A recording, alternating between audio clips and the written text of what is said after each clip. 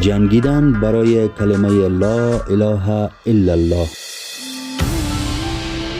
ابو هریره رضی الله عنه می گوید هنگامی که رسول الله صلی الله علیه و سلم درگذشت و بعد از ایشان ابوبکر رضی الله عنه به جانشینی و انتخاب گردید و تعداد زیادی از اعراب کافر شدند، عمر بن خطاب رضی الله عنهما به ابوبکر گفت چگونه با مردم می جنگی، در حالی که رسول الله صلی الله علیه و آله و سلم فرمود به من دستور داده شده است که با مردم بجنگم تا لا اله الا الله بگویند.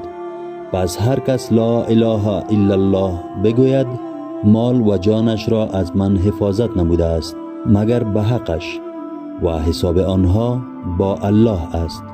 ابوبکر رضی الله عنه گفت سوگند به الله با کسی که میان نماز و زکات فرق قائل شود خواهم جنگید، زیرا زکات حق مال است.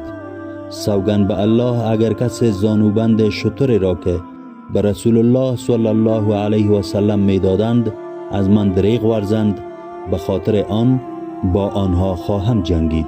عمر بن خطاب رضی الله عنهما می گوید سوگند به الله وقت دیدم الله متعال به ابوبکر صدیق در مورد جنگیدن با آنان شرح صدر عنایت کرده است، به حقانیت او پی بردم.